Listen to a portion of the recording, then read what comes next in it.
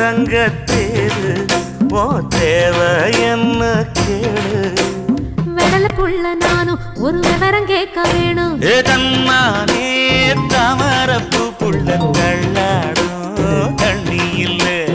தாமர புத்திருச்சே மாமா தாவணி வாங்கி வாங்க ஊரெல்லாம் கூட்டிக்கிட்டு வருவேனே